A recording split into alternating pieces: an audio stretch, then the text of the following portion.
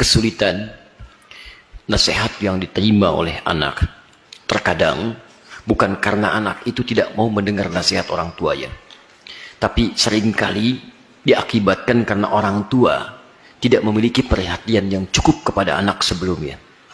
Perhatikanlah bagaimana Nabi Ibrahim, seorang nabi, seorang rasul, seorang ayah yang dengan segala kesibukannya itu masih memberikan waktu yang luang untuk bermain, mengamati dan hadir dalam keadaan dan permainan anak-anaknya.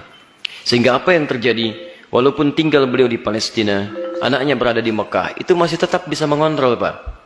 Beliau melihat bagaimana lingkungannya, perkembangannya, mainnya, tentang asiknya, tentang kisahnya.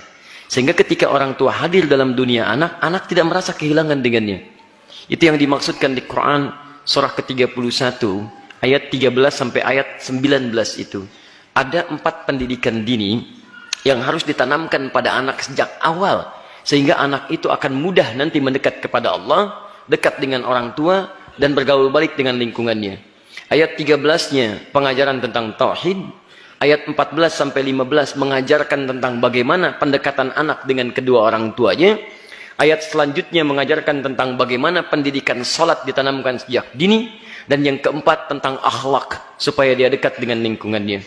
Nah, ini kadang-kadang yang kita lupa. Mohon maaf, kita itu bukan nabi, rasul juga bukan. Surganya tidak sedekat Nabi Ibrahim. Maaf, gelar kita bukan Khalilullah, bukan Abul Anbiya. Sesibuk apa sih? Kadang-kadang pekerjaan berangkat gelap, pulang gelap, anak tidak bisa terlihat dengan baik. Ini barangkali yang menyebabkan anak-anak kadang ingin mencari perhatian. Bukan karena nakal, tapi mungkin karena orang tuanya tidak hadir dalam dunianya. Yang jadi persoalan. Saya mohon Bapak Ibu sekalian, kita sudah punya pengalaman yang sama. Ya, setiap Anda pulang ke rumah, anak kan tidak akan menyebut dengan profesi Anda. Anda jadi direktur di kantor, tapi di rumah anak Anda itu mengharapkan ayah, bukan direktur. Pernah Anda pulang disambut oleh anak, Pak Direktur, Masya Allah, hebat kalau begitu Anda.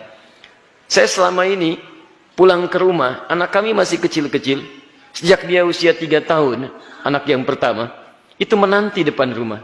Gak pernah saya pulang sampai ke rumah dibuka, sampai hari ini dengan adiknya. Kalau menyambut kami, datang dia berdua, tidak pernah memanggil sampai hari ini. Ustadz, tidak. Ternyata mereka menunggu ayahnya gitu. Satu kejadian, karena tahu saya sering kali pulang malam, dia siangnya tidur. Banyak dia tidur, supaya tunggu malam saya datang. Ternyata kadang ingin menampilkan sesuatu.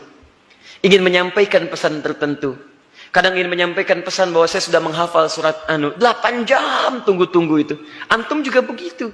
Anak antum mungkin menyiapkan karya, macam-macam. Cuman ketika pulang, beban pekerjaan Anda yang di luar itu kadang dibawa ke rumah. Itu yang membuat kita tidak adil. Itu yang repot. Kadang-kadang masalah di kantor dibawa ke rumah. Nyampe ke rumah anak sudah menunggu. Sudah menyusun senyum sebaik mungkin, ketika dibuka ayahnya cemberut. Papa, diam kamu. Hah? Kenapa mas? Kamu lagi ikut-ikutan. Ikut apa? Ya, jadi nggak nyaman situasinya. Begitu saya datang tiba-tiba, Buya, main bola yuk. Ah, main bola tuh. Main kita apa malam? Itu yang menarik. Sampai besoknya diceritakan sama bundanya, Buya itu capek kak, tunggu dulu ya. Pijitin dulu, bobok sebentar, baru main. Besoknya ditunggu, Masya Allah, di depan pintu. Buya, capek ya? Masya Allah. Ayo sini bobok, kakak pijitin. Pijitin pak. Bobok dulu, bobok merem, katanya merem. Begitu merem kita, baru semenit. Ya bangun, main bola yuk. Masya Allah.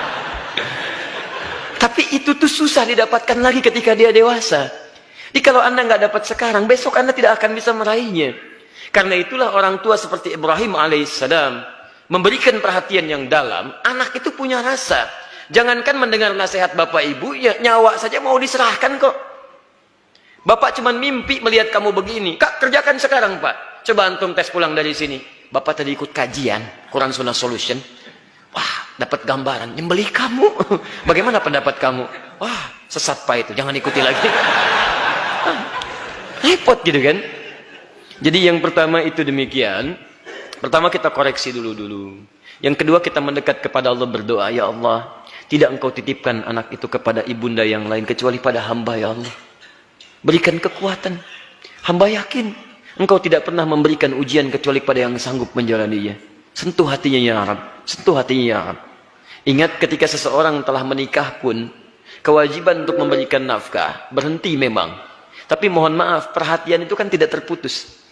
Anda masih berhak memperhatikan, memberikan arahan dan sebagainya. Karena itu, jangan putus dalam memberikan nasihat, sampaikan dengan cara yang terbaik. Kalau tidak pakai bahasa akal, gunakan bahasa hati. Setidaknya jadikan ia teman dalam kehidupan. Insya Allah dengan kalimat yang menyentuh, lama-lama dia akan tersadar. Jadi buka dengan doa, setelah itu ajak untuk berbicara dengan bahasa hati. Nah, Mama bersyukur kamu sekarang sudah tumbuh dewasa, cukup pintar, teman kamu banyak. Dulu saat kamu dikandung, masuklah ke situ. Besar harapan Mama terhadap kamu. Tiap malam Mama bermohon kepada Allah mengalirkan air mata. Supaya kita itu bisa sama-sama. Sama-sama duduk, sama-sama tersenyum. Kita bisa bahagia. Saat kamu berada dalam sekian bulan, harapan itu semakin tinggi. Ayah menambah peluk keringatnya supaya kamu bahagia. Kami berdoa supaya kamu tidak seperti kami. Makannya mungkin terbatas dan sebagainya. Pelan-pelan. Sampai sudah masuk ke dalam jiwanya, baru antum sampaikan nasihat-nasihat kebaikan. Insya Allah pelan-pelan di situ akan hadir kebaikan-kebaikan. Demi Allah saya katakan, sepanjang menjadi orang tua, akan ada satu chemistry yang terbangun antara dua hati, yang satu sama lain akan saling tersentuh di situ. Semoga Allah memberikan kekuatan insya Allah.